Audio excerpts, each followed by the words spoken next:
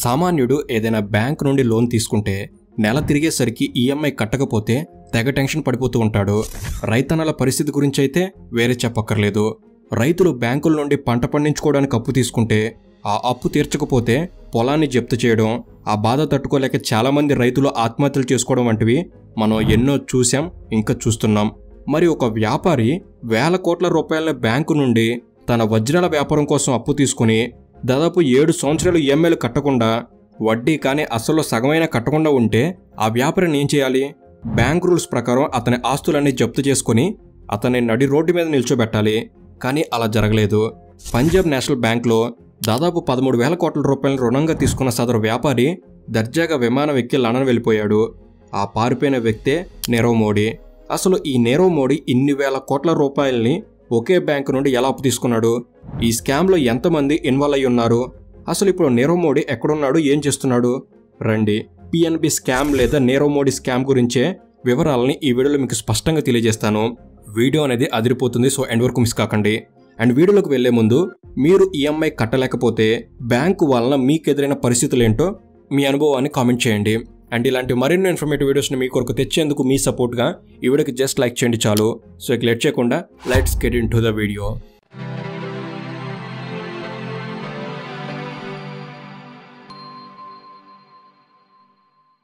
PNB అనగా Punjab national bank. దీన్ని 1894లో స్వాతంత్ర ఉద్యమంలో భాగంగా భారతీయులకు ఒక స్వదేశీ బ్యాంక్ ఉండాలని లాలా లజపత్ రాయ్ ఆలోచనలతో మొదలైనదే ఈ బ్యాంక్. 130 ఏళ్ల చరిత్ర కలిగిన ఈ బ్యాంక్ 12,000కు పైగా బ్రాంచులతో 13,000కు పైగా ఏటీఎంలతో ఇండియాలోనే 2వ అతిపెద్ద ప్రభుత్వ రంగ బ్యాంకుగా ఉంది. ఇంత చరిత్ర కలిగిన ఈ బ్యాంకుని ఒకే ఒక్కడు నిలువునా ముంచేశాడు. ఆయనే కుంభకోణ రత్నం నీరవ్ మోడీ. స్కామ్లలో నీరవ్ మోడీ స్కామ్ వేరయ్యా అన్నట్టుగా ఉంటుంది ఇతగాడి పనితనం. స్కామ్లు చేసేవాళ్ళు ఒక్కొక్కరిది ఒక్కొక్క రూట్. నీరవ్ మోడీ 2011 నుంచి 2018 వరకు పిఎన్బిని ఒకే దారిలో మోసం చేశాడు. కానీ ఆ మోసం చాలా ఆలస్యంగా బయటకొచ్చింది. పిఎన్బిలో స్కామ్ జరిగింది అని తెలియగానే ఒక్కసారిగా ఆ బ్యాంక్ షేర్లు అప్పట్లో 6.7% వరకు పడిపోయాయి. ఈయన గారు 13,000 కోట్లకు పైగా టోకరా పెట్టి బ్యాంక్ని కష్టాల్లోకి నెడితే ఆ వార్త తెలిసి బ్యాంక్ షేర్ వాల్యూ పడిపోయి ఇంకొంచెం నష్టాల్లోకి వెళ్ళింది పిఎన్బి బ్యాంక్. నీరవ్ మోడీ తన మామతో పాటు పంజాబ్ నేషనల్ బ్యాంక్ ఉద్యోగులతో కలిసి ఇంత భారీ కుంభకోణం చేశాడు.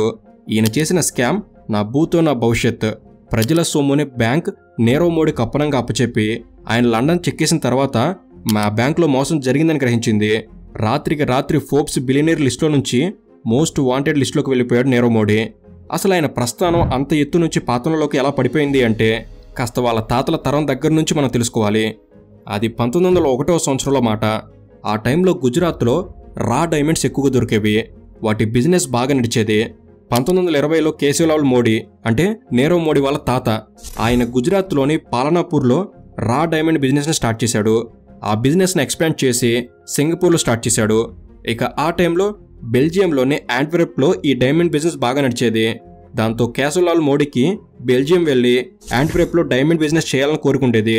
దాంతో తన కొడుకు అంటే నీరవ్ మోడీ వాళ్ళ నాన్న దీపక్ మోడీ బెల్జియం వెళ్ళి అక్కడ డైమండ్ బిజినెస్ గురించి నేర్చుకోవడం ప్రారంభించాడు. ఇక మరోవైపు చీనూభాయ్ చోక్సీ అనే అతను తన డైమండ్ బిజినెస్ని 1966లో స్టార్ట్ చేశాడు. అదే గీతాంజలి.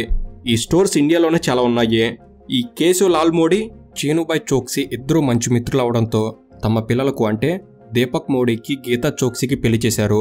ఇక వారికి 1971 ఫిబ్రవరి 27న గుజరాత్లోని పాల్పూర్లో నీరవ్ మోడీ పుట్టాడు.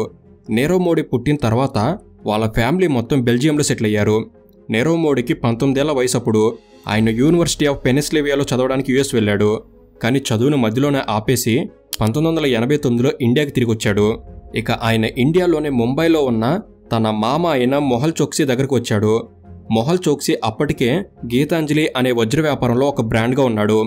ఈ గీతాంజలి స్టోర్స్లో నీరవ్ మోడీ డైమండ్స్ గురించి చాలా మెలకువలు నేర్చుకున్నాడు. డైమండ్స్ ఇంపోర్ట్ ఎక్స్పోర్ట్ బిజినెస్ గురించి కూడా బాగా తెలుసుకున్నాడు. మొహల్ చోక్సీ దగ్గర 10 సంవత్సరాలు పనిచేసిన తర్వాత నీరవ్ మోడీ 1999లో తన సొంత 5 స్టార్ డైమండ్ బిజినెస్ని స్టార్ట్ చేశాడు. అతి తక్కువ టైంలోనే ఆయన తన బిజినెస్ని ముంబైతో పాటు బెల్జియం, యూకే, అర్మేనియా, అమెరికా వంటి దేశాలకు విస్తరించాడు. నీరవ్ మోడీ బిజినెస్ ఇంతలా సక్సెస్ అవడానికి ఒక కారణం మామూలుగా డైమండ్ కొన్నవాళ్ళు దాన్ని పాలిషింగ్ అలాగే షేప్ చేయించడానికి వేరే వర్కర్స్కి ఇవ్వాలి. కానీ నీరవ్ మోడీ మీరు కొన్న రా డైమండ్స్కి పాలిషింగ్ షేప్ నేనే చేస్తాను, మీరు వేరే టీంని పెట్టుకోవక్కర్లేదు అని తన బిజినెస్ని పెంచుకున్నాడు. ఇక 2005లో అమెరికాకు చెందిన ఫెడరిక్ గోల్డ్మెన్ అనే డైమండ్ రీటైల్ కంపెనీని కొనుగోలు చేశాడు. ఇలా కంపెనీలు కొంటూ ఉండడంతో నీరవ్ మోడీ పేరు డైమండ్ బిజినెస్లో మారుమోగిపోయింది. 2 సంవత్సరాల తర్వాత అంటే 2007లో శాండ్బర్గ్, సికోర్సీ, ఏజెఫే అనే కంపెనీలు కూడా కొన్నాడు. ఇక 2009లో నీరవ్ మోడీ బిజినెస్ వేరే లెవెల్కి వెళ్లే సంఘటన జరిగింది. తన ఫ్రెండ్ ఒకడు తనకు డైమండ్ ఇయర్ రింగ్స్ని డిజైన్ చేసి ఇవ్వమని నీరవ్ మోడీని అడిగాడు. అప్పటి వరకు నీరవ్ మోడీ డిజైనింగ్ బిజినెస్ చేయడం లేదు. తన ఫ్రెండ్ అడిగినట్టుగానే ఆయనకు ఇయర్ రింగ్స్ని డిజైన్ చేసి ఇచ్చాడు. అది వాళ్ళ ఫ్రెండ్కి బాగా నచ్చడంతో ఆ తర్వాత నీరవ్ మోడీకి జ్యువెలరీ బిజినెస్ చేయాలనే ఆలోచన వచ్చింది. అసలే బిజినెస్ మ్యాన్ అయిన నీరవ్ మోడీకి ఏదైనా కొత్త ఆలోచన వస్తే ఊరుకుంటాడా? అప్పటి వరకు డైమండ్ ట్రేడింగ్ని మాత్రమే చేసే మోడీ డైమండ్ జ్యువెలరీని కూడా డిజైన్ చేయడం మొదలుపెట్టాడు. ఈ డిజైన్స్ కోసం హైదరాబాద్లోని గోల్కొండ మైన్స్లో దొరికే డైమండ్స్ని తీసుకున్నాడు. వాటికి తోడుగా ఆస్ట్రేలియాలోని ఎర్గైలీ మైన్స్లో దొరికే పింక్ డైమండ్స్ని జత చేసి నెక్లెస్ని డిజైన్ చేశాడు. ఈ నెక్లెస్కి గోల్కొండ లోటస్ నెక్లెస్ అని పేరు పెట్టాడు. ఈ నెక్లెస్ గురించి జ్యువెలరీ ఫీల్డ్లో చాలా చర్చనే నడిచింది. చాలామందికి నెక్లెస్ నచ్చింది. దాన్ని క్రిస్టీ అనే సంస్థ వేలం వేయాలనుకుంది. ఈ సంస్థ ప్రపంచంలోనే లగ్జరీ ఐటమ్స్ని, ఫైన్ ఆర్ట్స్ ఐటమ్స్ని వేలం వేస్తుంది. దాని కవర్ పేజీపై ఈ నెక్లెస్ ఉండటం అంటే మామూలు విషయం కాదు. నీరవ్ మోడీ డిజైన్ చేసిన నెక్లెస్ 2010 హాంకాంగ్లో క్రిస్టీ సంస్థ వేసిన వేలంపాటలో 16.29 కోట్ల సొంతం చేసుకుంది. ఈ వేలంపాట తర్వాత నీరవ్ మోడీ పేరు చాలా పాపులర్ అయ్యింది. క్రిస్టీ కవర్ పేజీపై ఒక ఇండియన్ జ్యువెలరీ పేరు రావడం, ఫోటో రావడం అదే మొదటిసారి. ఈ ఇన్సిడెంట్ తర్వాత నీరవ్ మోడీ తన పేరునే ఒక బ్రాండ్గా వాడుకుందామని డిసైడ్ అయ్యి తన పేరుతోనే అంటే నీరవ్ మోడీ జ్యువెలర్స్ని ఢిల్లీలో, ముంబైలో లాంచ్ చేశాడు. ఆ టైంలో ఆయన డైమండ్ జ్యువెలరీలో సరికొత్త డిజైన్స్తో తన మార్క్ చూపించాడు. డైమండ్ జ్యువెలరీని స్టైలిష్గా డిజైన్ చేయడమే కాదు, వాటిని వేలానికి ఉంచేవాడు. అలా ఆయన అతి తక్కువ టైంలోనే న్యూయార్క్, లండన్, హాంకాంగ్, ఎంజిఎం వంటి దేశాల్లో తన బొటిక్లను ఓపెన్ చేశాడు. అలా ఆయన ప్రపంచవ్యాప్తంగా దాదాపు 17 డైమండ్ జ్యువెలరీ స్టోర్స్ను ఓపెన్ చేశాడు. ఆయన బొటిక్లను ఓపెన్ చేయడానికి రిబ్బన్ కటింగ్స్కి హాలీవుడ్, బాలీవుడ్ నుండి ఫేమస్ హీరోయిన్స్ వచ్చేవారు. మామూలుగా అయితే ఈ బిజినెస్లో సక్సెస్ అవ్వడానికి వేరే వాళ్ళకి 20 ఏళ్ల టైం పట్టేది. కానీ నీరవ్ మోడీకి మాత్రం 5 సంవత్సరాల టైం పట్టింది. ఇదంతా ఎలా? నకిలీ పత్రాలు సృష్టించి ప్రజల సొమ్ముని అప్పనంగా కొట్టడం వల్లనే. ప్రపంచవ్యాప్తంగా ఇన్ని స్టోర్స్ ఓపెన్ చేసిన తర్వాత అందులో ప్రొడక్టివిటీ కూడా అలానే ఉండాలి కదా. కానీ నీరవ్ మోడీ దగ్గర డైమండ్స్ ఎక్కువగా లేవు. పెద్ద మొత్తంలో డైమండ్స్ని ఇంపోర్ట్ చేసుకోవడం చాలా అవసరం అయ్యింది. ఇక అక్కడే మొదలైంది కథంతా. నీరవ్ మోడీ బ్యాంకులను మోసం చేసిన విధానం వేరే లెవెల్లో ఉంటుంది. బ్యాంకుల్లో ఉండే చిన్న లూప్ హోల్స్ని పట్టుకొని పంజాబ్ నేషనల్ బ్యాంక్ని అతి దారుణంగా మోసం చేశాడు. ఆయన ఉపయోగించిన ఆ లూప్ హోల్ ఏమిటో స్టెప్ బై స్టెప్ చాలా క్లియర్గా మీకు ఇప్పుడు తెలియజేస్తాను. కాస్త శ్రద్ధగా మీరు వినండి, పూర్తిగా అర్థమవుతుంది. మామూలుగా అయితే ఇండియాలో డైమండ్ బిజినెస్ చేసేవాళ్ళు డైమండ్స్ని విదేశాల నుండి దిగుమతి చేసుకుంటారు. వారికి పెద్ద మొత్తంలో డబ్బు ఇచ్చి వాళ్ళ దగ్గర నుండి రా డైమండ్స్ని ఇంపోర్ట్ చేసుకుంటారు. కానీ నీరవ్ మోడీ కేసులో ఏమైంది అంటే ఆయనకు డైమండ్స్ కావాలి, కానీ ఆయన దగ్గర డబ్బు లేదు. ఇలాంటి సిచ్యువేషన్లో ఆయనకున్న ఆప్షన్ బ్యాంకులు. సో ఆయన బ్యాంక్ దగ్గరికి లోన్ కోసం వెళ్ళాడు. మామూలుగా అయితే బిజినెస్ చేసుకోవడానికి మనం బ్యాంకుకు వెళ్ళి లోన్ అప్లై చేస్తే అవి లోన్ అమౌంట్ని అప్లై చేసిన వాళ్ళకి ఇస్తాయి. కానీ ఇలా ఇంపోర్ట్ ఎక్స్పోర్ట్ బిజినెస్ చేసే నీరవ్ మోడీ లాంటి వారికి సిచ్యువేషన్ అనేది వేరుగా ఉంటుంది. భారతదేశంలోనే బ్యాంకులో లోన్ అప్లై చేసి అమౌంట్ వచ్చిన తర్వాత ఆ డబ్బుని విదేశాల్లో ఉన్న డైమండ్స్ అమ్మే వాళ్ళకి ఆ డబ్బు ఇచ్చి డైమండ్ కొనుక్కోవడం అనేది నీరవ్ మోడీ వంటి బిజినెస్ మ్యాన్కి లాస్తో కూడుకున్న పనే. ఎందుకంటే ఇండియన్ బ్యాంక్లో లోన్ని వడ్డీకి తీసుకొని దాన్ని విదేశాలకు పంపడానికి మళ్ళీ ఆ డబ్బుని ఫారెన్ ఎక్స్చేంజ్ చేస్తే దానికి ఛార్జెస్ ఎక్కువగా పడతాయి. అందుకే ఇలాంటి బిజినెస్ చేసేవాళ్ళు విదేశీ బ్యాంకుల నుండి లోన్ తీసుకొని అక్కడ ఉన్న డైమండ్ వ్యాపారికి ఇచ్చి ఆ డైమండ్స్ని ఇంపోర్ట్ చేసుకుంటారు. దీనివల్ల విదేశాల్లో వడ్డీ రేట్లు తక్కువగా ఉంటాయి. అలాగే లోన్ అమౌంట్కి ఫారెన్ ఎక్స్చేంజ్ ఛార్జెస్ కూడా ఉండవు. కానీ విదేశాల్లో ఉండే ఒక బ్యాంక్ ఇండియాలో ఉన్న వ్యాపారిని నమ్మి లోన్ ఎలా ఇస్తుంది అనేగా మీ డౌట్. ఈ డౌట్ వచ్చింది అంటే మీరు స్టోరీని కరెక్ట్గా ఫాలో అవుతున్నారని అర్థం. ఇక ఈ డౌట్లోనే ఉంది నీరవ్ మోడీ స్కామ్. అదే LOE, లెటర్ ఆఫ్ అండర్టేకింగ్. ఈ ఒక్క పదంతో 11,000 కోట్ల స్కామ్ చేసిన గనుడు నీరవ్ మోడీ. అసలు ఈ LOE అంటే ఏమిటి అనేది దీని ఒక ఉదాహరణతో ఎక్స్ప్లెయిన్ చేస్తాను. బ్యాంకులు అనేవి ఎప్పుడూ కూడా బడా వ్యక్తులను, వ్యాపారులని వారి నుంచి అప్పు తీసుకొని కోట్ల రూపాయలు ఎగ్గొట్టినా వారిని ఏం చేయవు. కానీ అదే సామాన్యుల విషయానికి వస్తే లేదా ఒక రైతు విషయానికే వస్తే పంట పండించేందుకు కాస్త వీరి నుంచి సాయంగా లోన్ తీసుకొని ఒకవేళ పంట నష్టం వలన ఆ రైతు ఒక నెల రుణాన్ని కానీ కట్టలేకపోతే తర్వాతి నెల అతని కుటుంబ గౌరవాన్ని రోడ్డుకి ఇడుస్తారు. మన సిస్టంలో మిడిల్ క్లాస్ వారికి ఉన్నవాడికి సొసైటీలో దొరికే విలువేంటి అనేది ఇక్కడ చూడొచ్చు. ఒకవేళ మీరే మీ కుటుంబానికి పెద్ద దిక్కు అయితే మాత్రం మీరు మీ కష్టార్జితమైన జీతంతో కుటుంబానికి కంఫర్ట్స్ని ప్రొవైడ్ చేయడానికంటే ముందుగా వారి భవిష్యత్తుకి భరోసానివ్వండి. మీరు లేని క్షణం అనేది వచ్చినా వారు బ్రతకగలిగే శక్తిని కల్పించండి. అదే టర్మ్ ఇన్సూరెన్స్ ద్వారా. టర్మ్ ఇన్సూరెన్స్ అనేది మీ కుటుంబాన్ని రక్షిస్తుంది. టర్మ్ ఇన్సూరెన్స్కి డిటో అనేది ఎంతో ఉత్తమమైనది. ఎందుకంటే వీరి అడ్వైజరీ సర్వీస్ అనేది మీకు స్మూత్ ఎక్స్పీరియన్స్ని ఆఫర్ చేస్తుంది. ఎలాంటి స్పామ్ కాల్స్ అనేవి లేకుండా మీకు కుదిరిన సమయంలో మీకు కాల్స్ని షెడ్యూల్ చేసి టర్మ్ ఇన్సూరెన్స్ విషయంలో మీకున్న అన్ని క్వశ్చన్స్ని వీరు క్లియర్ చేశాకే మీ ప్రాసెస్ని ముందుకు తీసుకెళ్తారు. డిటో కన్సల్టెంట్లు వారి క్లయింట్స్తో చాలా నిజాయితీగా ట్రాన్స్పరెంట్గా ఉంటారు. మీకు తగిన బెస్ట్ టర్మ్ ఇన్సూరెన్స్ ప్లాన్ని ఎంచుకోవడంలో అవసరమైన మొత్తం సమాచారాన్ని మీకు అందిస్తారు. మీరు ఫ్రీ కాల్ లేదా సింపుల్గా వాట్సాప్లో మెసేజ్ చేయడం ద్వారా వీరు మీకు ఫ్రీ కన్సల్టేషన్ ప్రొవైడ్ చేస్తారు. వీరి వెబ్సైట్ అనేది ఎడ్యుకేషన్ టూల్స్ని ప్రొవైడ్ చేస్తూ వాటి ద్వారా ఇన్సూరెన్స్ కాంప్లెక్సిటీస్ని సింప్లిఫై చేస్తూ మీ ఎక్స్పెన్సెస్ మరియు ఇన్కమ్ ద్వారా ఎంత కవర్ని మీరు తీసుకోవాలో కూడా క్యాలిక్యులేట్ చేసి చెప్తుంది. అంతేకాదు డిటో డాక్యుమెంటేషన్ అండ్ క్లెయిమ్ సెటిల్మెంట్లో హెల్ప్ చేస్తుంది. ఇది ఆన్లైన్ పోర్టల్ కాబట్టి లోయర్ ప్రీమియమ్స్ ఉంటాయి కనుక మనీ సేవ్ అవుతుంది. అదే ఏజెంట్ ద్వారా తీసుకుంటే మనం హయ్యర్ ప్రీమియం చెల్లించాల్సి ఉంటుంది కమిషన్స్ కలవడం వలన. సో టర్మ్ ఇన్సూరెన్స్ తీసుకోండి, మీ కుటుంబాన్ని సురక్షితంగా ఉంచండి. వీటికి సంబంధించిన లింక్స్ అనేవి కింద డిస్క్రిప్షన్లోను కామెంట్ సెక్షన్లోనూ ఉంచుతాను, మీరు చూడవచ్చు. అసలు ఈ ఎల్ఓఈ అంటే ఏమిటి అనేది దీన్ని ఒక ఉదాహరణతో ఎక్స్ప్లెయిన్ చేస్తాను. ఇండియాలో ఉన్న నీరవ్ మోడీకి 1000 డైమండ్లు అవసరం అయ్యాయి అనుకుంటే ఆయన విదేశాల్లో ఉన్న డైమండ్ బిజినెస్ మ్యాన్కి రా డైమండ్స్ కావాలని రిక్వెస్ట్ చేస్తాడు. దానికి విదేశాల్లో ఉన్న ఆయన 1000 డైమండ్స్కి 100 కోట్లు కావాలని ఇన్వాయిస్ పంపుతాడు. ఈ ఇన్వాయిస్ తీసుకుని నీరవ్ మోడీ పిఎన్బికి వెళ్తాడు. ఆ బ్యాంక్లో ఈ ఇన్వాయిస్ చూపించి నాకు డైమండ్స్ కోసం 100 కోట్లు బయర్స్ క్రెడిట్ కావాలి అంటాడు. అప్పుడు పిఎన్బి బ్యాంక్ సరే మీకు 100 కోట్లు కావాలి అంటే మీరు షూరిటీగా మీ స్థిరాస్తి పత్రాలను కానీ కంపెనీ షేర్లు కానీ ఫిక్స్డ్ డిపాజిట్లు కానీ పెట్టాలి అంటుంది.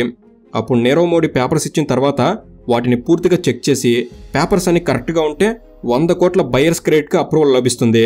ఆ తర్వాత పిఎన్బి బ్యాంక్ ఏ దేశం నుండి అయితే డైమండ్స్ ఇంపోర్ట్ చేసుకోవాలి అనుకుంటున్నాడో ఆ దేశంలోని బ్యాంక్కి షిఫ్ట్ మెసేజింగ్ ద్వారా లెటర్ ఆఫ్ అండర్టేకింగ్ ఎల్ఓసిని పంపిస్తుంది.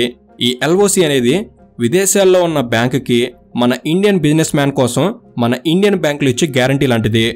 ఒకవేళ ఇండియాలో ఉన్న ఇంపోర్టర్ ఎవరైతే ఉన్నారో ఆయన ఏదైనా పరిస్థితుల్లో విదేశీ బ్యాంకులకు రీపేమెంట్ చేయకపోతే ఆ పేమెంట్ని పిఎన్బి బ్యాంక్ కడుతుంది అనే గ్యారంటీని విదేశీ బ్యాంకుకి ఇవ్వడమే ఈ ఎల్ఓసి. ఈ డిస్కషన్ అంతా షిఫ్ట్ మెసేజింగ్ ద్వారా ఇండియాలో ఉన్న బ్యాంకులకి విదేశాల్లో ఉన్న బ్యాంకులకి జరుగుతుంది. ఇది ఒక సీక్రెట్ కోడ్ లాంటిది. ఈ మెసేజ్లో అన్ని డీటెయిల్స్ ఉంటాయి. ఇండియాలో ఎవరు లోన్ అప్లై చేస్తున్నారు, ఎంత లోన్ అడుగుతున్నారు, ఎందుకు అడుగుతున్నారు లాంటి పూర్తి డీటెయిల్స్ ఇందులో ఉంటాయి. ఇక ఇండియాలో ఉన్న పిఎన్బి బ్యాంక్కి విదేశాల్లో ఉన్న బ్యాంక్ మధ్య డిస్కషన్ జరిగిన తర్వాత ఆ బ్యాంక్ నీరవ్ మోడీ ఇంపోర్ట్ చేసుకోవాలి అనుకుంటున్న డైమండ్స్కి కావాల్సిన అమౌంట్ని మంజూరు చేస్తుంది. ఆ అమౌంట్ డైరెక్ట్గా విదేశాల్లో ఉన్న డైమండ్ వ్యాపారికి ఇవ్వదు. ఈ లావాదేవీల కోసం ఇండియాలో ఉన్న పిఎన్బి బ్యాంక్ ఒక అకౌంట్ ఇస్తుంది. అదే నాస్ట్రో అకౌంట్. ఈ నాస్ట్రో అకౌంట్లో విదేశాల్లో ఉన్న బ్యాంక్ ఇచ్చిన లోన్ అమౌంట్ పడుతుంది. ఆ అకౌంట్ నుండి మనీ అనేది డైమండ్ ఎక్స్పోర్టర్ దగ్గరికి వెళ్తుంది. ఆయన నీరవ్ మోడీకి కావాల్సిన డైమండ్స్ని పంపిస్తాడు. లోన్ అమౌంట్ రిటర్న్ చేయాలి అన్నా కూడా ఈ అకౌంట్ ద్వారానే ట్రాన్సాక్షన్స్ అనేవి జరుగుతాయి. ఇక్కడ పిఎన్బి బ్యాంక్ కేవలం మనీని ఇవ్వడమే కాదు వేరే బ్యాంకుకి గ్యారంటీ కూడా ఇస్తుంది. ఇంత రిస్క్ బ్యాంక్ ఎందుకు చేస్తుంది అంటే ఈ ట్రాన్సాక్షన్స్ ద్వారా ఇండియన్ బ్యాంకులో కమిషన్ వస్తుంది. అలాగే లోన్ తీసుకున్న వారు ఎలాగో షూరిటీ పెడతారు కాబట్టి వారు రీపేమెంట్ చేయకపోతే బ్యాంక్ వాళ్ళ ఆస్తులను అమ్మి అమౌంట్ని రికవర్ చేసుకుంటుంది. ఇప్పటి వరకు చెప్పుకున్న ఈ ట్రాన్సాక్షన్స్ అంతా బ్యాంకులో రికార్డ్ మెయింటైన్ చేస్తుంటాయి. దాన్ని కోర్ బ్యాంకింగ్ సిస్టమ్ సిబిఎస్ అంటారు. ఈ సిబిఎస్లోనే లోన్కి సంబంధించిన రికార్డ్స్ విదేశీ బ్యాంకులతో జరిపే షిఫ్ట్ మెసేజింగ్ డీటెయిల్స్ అన్నీ ఉంటాయి. ఇందులో ఎటువంటి ఫ్రాడ్ అనేది జరగకుండా దీనిని ఆడిట్ కూడా చేస్తూ ఉంటారు. ఇప్పటివరకు చెప్పుకున్న ఈ ప్రాసెస్ అంతా నార్మల్ ప్రాసెస్. కానీ ఈ ప్రాసెస్లో ఉన్న చిన్న లూప్ హోల్ని పట్టుకున్నాడు మన కుంభకోణ రత్నం నీరవ్ మోడీ. ముంబైలోని తన డైమండ్ బిజినెస్కి దగ్గరలో ఉన్న పిఎన్బి బ్యాంక్ మెయిన్ బ్రాంచ్కి వెళ్ళాడు. అక్కడ ఫారెన్ ఎక్స్చేంజ్ డిపార్ట్మెంట్లో డిప్యూటీ మేనేజర్గా పనిచేస్తున్న గోకుల్నాథ్ శెట్టిని పట్టుకున్నాడు. ఇక షిఫ్ట్ మెసేజింగ్ సిస్టమ్ కోసం వర్క్ చేస్తున్న క్లర్క్ మనోజ్ కారత్ని పరిచయం చేసుకున్నాడు. ఇక వీరిద్దరితో కథ అంతా నడిపాడు. గోకుల్నాథ్ శెట్టితో మాట్లాడి స్కామ్ కోసం ప్లాన్ చేశాడు. నీరవ్ మోడీ ప్లాన్ ఏమిటి అంటే తాను డైమండ్ని ఇంపోర్ట్ చేసుకోవడం కోసం ఎల్ఓసి రిక్వెస్ట్ కోసం బ్యాంక్కి వస్తాడు. డిప్యూటీ మేనేజర్ ఎల్ఓసి రిక్వెస్ట్ని అప్రూవ్ చేస్తాడు. కానీ ఎల్ఓసి ఇవ్వడానికి షూరిటీగా పెట్టడానికి నీరవ్ మోడీ దగ్గర నుండి ఏమీ తీసుకోడు. అదెలా? ఎల్ఓసి ఇచ్చిన సంగతి, షూరిటీగా పెట్టిన పేపర్స్ డీటెయిల్స్ అన్నీ కూడా కోర్ బ్యాంకింగ్ సిస్టమ్ సిబిఎస్లో ఎంటర్ చేయాలి కదా, అప్పుడు షూరిటీగా ఏమీ పెట్టలేదని తెలిసిపోతుంది కదా అని అనుకుంటున్నారు. అందుకే ఇక్కడ క్లర్క్ మనోజ్ ఉన్నది. ఈయన నీరవ్ మోడీకి అప్రూవ్ చేసిన ఎల్ఓసీల గురించి ఎలాంటి ఇన్ఫర్మేషన్ని బ్యాంక్ రికార్డ్స్లో ఎంటర్ చేయడు. కానీ విదేశీ బ్యాంకులు మాత్రం ఎల్ఓసి వచ్చింది కదా అని అవి లోన్లు ఇస్తాయి. ఆ అమౌంట్ నీరవ్ మోడీ చేతికి వెళ్తుంది. ఒకవేళ ఆ డబ్బు నీరవ్ మోడీ కట్టకపోతే పిఎన్బి బ్యాంక్ కట్టాల్సి వస్తుంది. కానీ పిఎన్బి బ్యాంక్ దగ్గర నీరవ్ మోడీ దగ్గర నుండి మనీని రికవర్ చేసుకోవడానికి ఆయనకి సంబంధించిన ఎలాంటి ఆస్తులు ఉండవు. లాస్ మొత్తం బ్యాంక్ భరించాల్సిందే. ఇక ఇన్ని వేల కోట్లు ఫ్రాడ్ చేయడానికి నీరవ్ మోడీ చేసిన ఇంకొక ప్లాన్ ఏమిటి అంటే ప్రపంచవ్యాప్తంగా 17 షెల్ కంపెనీలను తయారు చేశాడు. ఈ ఫ్రాడ్ కంపెనీలతో లో క్వాలిటీ డైమండ్స్ని ఎక్కువ క్వాలిటీ ఉన్న డైమండ్స్ లాగా మార్చేవాడు. అంటే మామూలుగా ఒక లో క్వాలిటీ డైమండ్ విలువ 1 లక్ష ఉంటే ఆ డైమండ్ని నీరవ్ మోడీ తన ఇంకొక ఫ్రాడ్ కంపెనీకి 10 లక్షలకు అమ్మినట్లుగా బిల్ ప్రిపేర్ చేస్తాడు. అలా ఆ డైమండ్ ఒక కంపెనీ నుంచి ఇంకొక ఫ్రాడ్ కంపెనీకి వెళుతూ ఉంటే దాని విలువ పెరుగుతూ ఉంటుంది. అలా ఆ డైమండ్ హాంకాంగ్కి చేరుకునేసరికి 1 లక్ష ఉన్న దాని విలువ 50 లక్షలు అవుతుంది. ఇప్పుడు నాకు ఆ 50 లక్షల విలువ గల డైమండ్ కావాలి అని, దానికోసం లోన్ కావాలి అని ఎల్ఓసి కోసం పిఎన్బి బ్యాంకుకు వెళ్తాడు. ఇక్కడ ఉన్న కేటుగాళ్లు నీరవ్ మోడీ ఇచ్చే చిల్లర కోసం ప్రజాధనాన్ని అప్పనంగా ఇవ్వడానికి ఎల్ఓసిని అప్రోచ్ చేస్తాడు. ఇక్కడ దారుణమైన విషయం ఏమిటంటే నీరవ్ మోడీ క్రియేట్ చేసిన 17 షెల్ కంపెనీలకు డైరెక్టర్లుగా చేయడానికి ఫేక్ డైరెక్టర్స్కి జీతంగా కేవలం 8,000 రూపాయలు మాత్రం ఇచ్చేవాడు. వాళ్ళకి 8,000 ఇచ్చి ఈయన మాత్రం వేల కోట్లను కొలగొట్టాడు. ఆ డబ్బుతో అమెరికాలో, న్యూయార్క్లో, ముంబైలో కాస్ట్లీ స్టోర్స్ ఓపెన్ చేశాడు. వాటి ఓపెనింగ్కి హాలీవుడ్, బాలీవుడ్ తారలను పిలిచాడు. అమెరికాలో స్టోర్ ఓపెనింగ్కి డొనాల్డ్ ట్రంప్ కూతురు, భార్య వెనిసా వచ్చారు. అంతేకాదు ఇటు బాలీవుడ్ నుంచి ప్రియాంక చోప్రా నీరవ్ మోడీ స్టోర్స్కి గ్లోబల్ అంబాసిడర్గా కొంతకాలం ఉన్నారు. దీనికోసం ఆమె డబుల్ పేమెంట్ తీసుకున్నారు. ఇలా చాలామంది సెలబ్రిటీలకు ఫుల్గా డబ్బులు ఇచ్చి మరి ఆయన స్టోర్స్కి రప్పించుకునేవాడు. ఈ డబ్బుతోనే ఆయన ఫోర్బ్స్ బిలియనీర్ లిస్టులో ప్రపంచవ్యాప్తంగా 1200 ప్లేసుల్లో ఉన్నాడు. ఈయన కొత్త స్టోర్స్ని ఓపెన్ చేయడమే కాదు 10 కోట్లకు ఫ్రాంచైజ్ కూడా ఇచ్చేవాడు. 10 కోట్లు తీసుకుని తన Nirav Modi diamond store open చేయడమే కాకుండా అందులో 25 కోట్ల సామాన్లు ఇస్తానని చెప్పేవాడు. అలా బెంగళూరుకి చెందిన హరిప్రసాద్ అనే ఒక అతను నీరవ్ మోడీ ఫ్రాంచైజ్ కోసం 10 కోట్ల రూపాయలని నీరవ్ మోడీకి ఇచ్చాడు. కానీ ఆయన హరిప్రసాద్కి ఏమివ్వలేదు. కొంతకాలం చూసిన తర్వాత బెంగళూరు పోలీసులకు 2015లో కంప్లైంట్ ఇచ్చాడు. సిబిఐకి లెటర్ రాశాడు. 2016లో ప్రధానమంత్రికి కూడా లెటర్ రాశాడు. కానీ ఎటువంటి యూస్ లేదు. అంతేకాదు కెనడాకి చెందిన ఒక అతనికి ఒక ఫేక్ డైమండ్ని $12,000 అమ్మాడు. దాని గురించి ఆయన కేసు కూడా పెట్టాడు. కానీ నీరవ్ తన పవర్ను ఉపయోగించి కేసుని మూయించేసేలా చేశాడు. ఇక 2017 వచ్చేసరికి పిఎన్బిలో పనిచేసే బ్యాంక్ మేనేజర్తో కలిసి 1212 LOUలను తీసుకున్నాడు. వీటి ఖరీదు దాదాపు 11,000 కోట్ల పైమాటే. ఇంత పెద్ద మొత్తం దేశం దాటి బయటికి వెళ్ళింది, అది కూడా ఎటువంటి షూరిటీ లేకుండా. అంతేకాదు ఇంత పెద్ద అమౌంట్కి 6 సంవత్సరాల్లో సార్ ₹1 కూడా వడ్డీ కట్టలేదు. అసలు లేదు, వడ్డీ లేదు. ఈ అమౌంట్కి బాధ్యత కేవలం పిఎన్బిది మాత్రమే. మరి ఇంత పెద్ద స్కామ్ జరిగిందని బయటికి ఎలా వచ్చింది అంటే 2017 మే 31న ఇంత స్కామ్ జరగడానికి కారణమైన పిఎన్బి డిప్యూటీ మేనేజర్ అయిన గోకుల్నాథ్ శెట్టి రిటైర్డ్ అయ్యాడు. మామూలుగా అయితే గవర్నమెంట్ బ్యాంకుల్లో మేనేజర్గా చేసేవాళ్ళు ఒకే బ్రాంచ్లో 3 లేదా 5 సంవత్సరాలు మాత్రం వర్క్ చేస్తారు. ఆ తర్వాత ట్రాన్స్ఫర్ అవుతారు. కానీ ఇక్కడ గోకుల్నాథ్ శెట్టి కేసులో మాత్రం ఆయన పిఎన్బి ముంబై బ్రాంచ్లో 7 కంటే ఎక్కువ సంవత్సరాలు పనిచేశాడు. ఆ బ్రాంచ్ నుంచే నీరవ్ మోడీ ఎల్ఓసీలను పొందేది. ఇక కొత్త మేనేజర్ వచ్చిన తర్వాత అసలు విషయం బయటపడింది. కొత్త మేనేజర్ వచ్చిన కొన్ని నెలల తర్వాత మళ్ళీ నీరవ్ మోడీ తన షెల్ కంపెనీలో అయిన solar exports, stellar diamonds RUS కంపెనీలకు ఎల్ఓసీ కావాలని అడిగారు.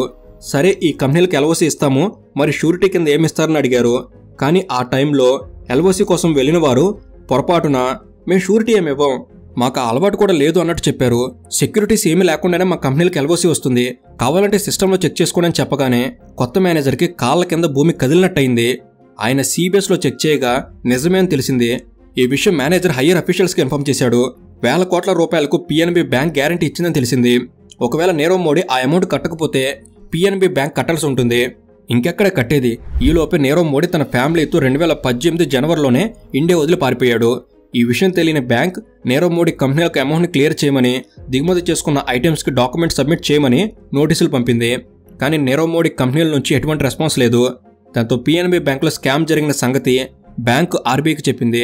తర్వాత నీరవ్ మోడీకి సంబంధించిన అన్ని కంపెనీలు, గీతాంజలి గ్రూప్స్తో సహా అన్నిటిపై సిబిఐ వాళ్ళు ఎఫ్ఐఆర్ నమోదు చేశారు.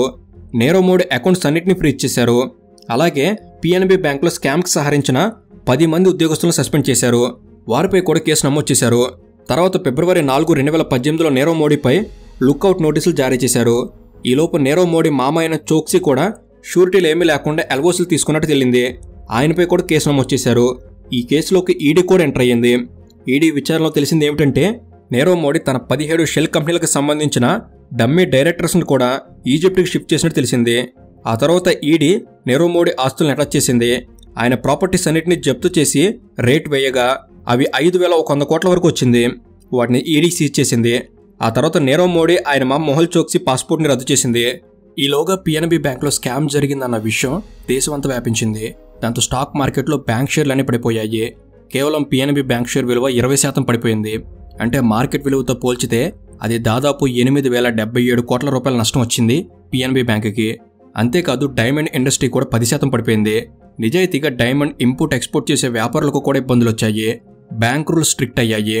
ఇంత స్కామ్కి కారణమైన ఎల్ఓసీలను ఆర్బీఐ రద్దు చేసింది.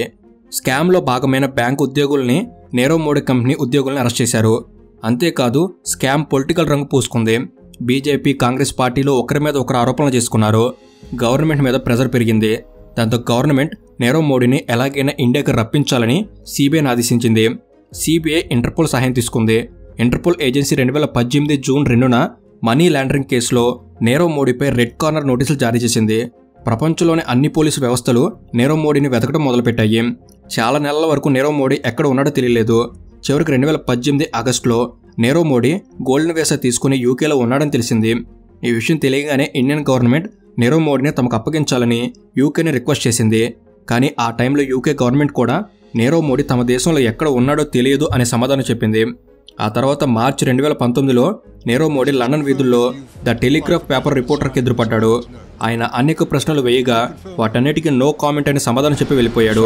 ఆ తర్వాత తెలిసింది ఏమిటంటే సంవత్సరం నుంచి నీరవ్ మోడీ లండన్లోని సెంట్రీ పాయింట్ ఆఫ్ టవర్లో ఖరీదైన విలాసవంతమైన అపార్ట్మెంట్ తీసుకుని ఉంటున్నాడని, దాని విలువ దాదాపు 73 కోట్లు ఉంటుందని తెలిసింది. ఇక నీరవ్ మోడీ ఎక్కడ ఉన్నాడో లొకేషన్ తెలిసిన తర్వాత బ్రిటన్ ఆ సమాచారాన్ని ఇండియాకు తెలిపింది. నీరవ్ మోడీని ఇండియాకు రప్పించడం అంత తేలికైన పని అయితే కాదు. దానికోసం ముందుగా నేరాన్ని నీరవ్ మోడీ అంగీకరించాలి. ఆ తర్వాత కోర్టు బ్రిటిష్ ప్రభుత్వం అంగీకరిస్తేనే నీరవ్ మోడీని ఇండియాకు తీసుకురావడం కుదురుతుంది. ఇక మార్చి 18, 2019న నీరవ్ మోడీని బ్రిటిష్ ప్రభుత్వం అరెస్ట్ చేసి వెస్ట్ మినిస్టర్ మ్యాజిస్ట్రేట్ ముందు హాజరుపరిచింది. ఆ తర్వాత ఆయన బెయిల్ కోసం దరఖాస్తు చేసుకున్నాడు. కానీ అది రిజెక్ట్ అయ్యింది. ఆ తర్వాత మళ్ళీ మార్చి 29 మే 8న కూడా నీరవ్ మోడీ బెయిల్ కోసం అపీల్ చేసుకున్నాడు. కానీ బ్రిటన్ కోర్టులో ఆయనకు బెయిల్ ఇవ్వలేదు. నీరవ్ మోడీపై ఆరోపణలు స్ట్రాంగ్ ఉండడంతో ఆయన లండన్లోని వాండ్స్వర్త్ జైల్లో వేశారు. ప్రస్తుతానికి ఆయన అక్కడే ఉన్నాడు. కానీ ఇండియా నీరవ్ మోడీని ఎలాగైనా ఇక్కడికి రప్పించాలని ప్రయత్నం చేస్తూనే ఉంది. కానీ నీరవ్ మోడీ లాయర్ మాత్రం Nirav Modi mental health, human rights గురించి ప్రస్తావిస్తూ ఆయన్ని కాపాడే ప్రయత్నం చేస్తున్నాడు. ఒకవేళ నీరవ్ మోడీని ఇండియాకు పంపిస్తే ఆయన ఆత్మహత్య చేసుకునే అవకాశం కూడా ఉందని కోర్టుకు చెప్పాడు. అంతేకాదు ఇండియాలో నీరవ్ మోడీపై విచారణ పారదర్శకంగా జరగదని, ఆయన రాజకీయ ప్రలోభాలకు కూడా గురి చేస్తారని నీరవ్ తరపు లాయర్ కోర్టుకు చెప్పాడు. దాంతో కోర్టు ఆలోచనలో పడింది. కానీ వెస్ట్ మినిస్టర్ మెజిస్ట్రేట్ కోర్టు విచారణలు విన్న తర్వాత 2021 ఫిబ్రవరి 25న నీరవ్ మోడీని ఇండియాకు అప్పగించాలని తీర్పునిచ్చింది. కానీ ఆ ప్రాసెస్ ఇంకొన్ని నెలలు జరిగి నీరవ్ మోడీ లండన్ జైల్లోనే ఉంటూ ఆగస్టు 9, 2021లో లండన్లోని హైకోర్టుకు వెళ్ళాడు. అక్కడ కూడా విచారణలు పూర్తయిన తర్వాత నీరవ్ మోడీని భారత్కు అప్పగించాలని నవంబర్ 2022లో కోర్టు తీర్పునిచ్చింది. ఇక్కడితో ఆగకుండా నీరవ్ మోడీ సుప్రీంకోర్టుకు కూడా వెళ్ళాలి అనుకున్నాడు. కానీ Royal Courts of Justice Nirav Modi అప్పీల్ని తిరస్కరించింది. ఇక 2022 డిసెంబర్ 15 నాటికి తప్పించుకోవడానికి నీరవ్ మోడీ దగ్గర ఉన్న దారులన్నీ మూసుకుపోయాయి. నిజానికి ఖైదీల అప్పగింత తీర్పు వచ్చిన 28 రోజుల్లో ఖైదీలు తమ దేశానికి వచ్చేయాలి. కానీ డిసెంబర్ 2022 నుండి ఇప్పటి వరకు కూడా నీరవ్ మోడీని ఇండియాకు తీసుకురాలేకపోయారు. నీరవ్ మోడీని భారత్కు అప్పగించే పని ఎంతవరకు వచ్చిందో ఎవరికీ తెలియదు. 2024 జనవరిలో ఇండియా యూకే కాన్సులర్ డైలాగుల సందర్భంగా నీరవ్ మోడీ అప్పగింతపై యూకే అధికారులను స్టేటస్ అప్డేట్ కోసం ఎన్నిసార్లు అడిగినా వారి దగ్గర నుండి సరైన సమాధానం రావడం లేదు. లోపల ఏదో సీక్రెట్ ఏజెన్సీల ద్వారా చర్చలు జరుగుతున్నాయని అన్అఫీషియల్గా తెలుస్తుంది. ఏది ఏమైనా ఇంత పెద్ద స్కామ్ చేసిన వాడిని మాత్రం ఇండియాకు తిరిగి తీసుకురావడం లేదు. మోసం చేసిన సొమ్ముని రికవరీ కూడా చేయడం లేదు. ఈ రెండూ జరగడానికి ఇంకా ఎన్ని సంవత్సరాలు పడుతుందో తెలియదు. నీరవ్ మోడీ, విజయ్ మాల్యా లాంటి వాళ్ళు పెద్ద పెద్ద స్కామ్లు చేసి దేశం విడిచి పారిపోతే వారు చేసిన స్కామ్ అమౌంట్ని జీఎస్టీ ట్యాక్స్లు అంటూ ఇండియాలో ఉన్న సామాన్య మధ్యతరగతి వాళ్ళ దగ్గర ముక్కు పిండి మరీ వసూలు చేస్తున్నారు. తప్పు చేసిన వాడికి సరైన శిక్ష ఎప్పుడు పడుతుందో ఆ భగవంతుడికి తెలియాలి. సో ఇది ఫ్రెండ్స్, ఈ నీరవ్ మోడీ స్కామ్ గురించిన పూర్తి విషయాలు. ఈ వీడియో అనేది మీరు కొన్ని కొత్త విషయాలు తెలుసుకోవడంలో ఎంతో కొంత ఉపయోగపడిందని భావిస్తున్నాను. ఈ వీడియో కనుక మీకు నచ్చినట్లయితే జస్ట్ లైక్ చేయండి చాలు. ఇలాంటి మరిన్ని ఇన్ఫర్మేటివ్ వీడియోస్ ఇక్కడ నుంచి రాబోతున్నాయి. వాటిని మీరు కూడా పొందేందుకు తప్పకుండా మన తెలుగు ఛానల్ని సబ్స్క్రైబ్ చేసుకుని బెల్ని ఆల్లో పెట్టుకోగలరని మనవే. Thank you for watching. Have a good day.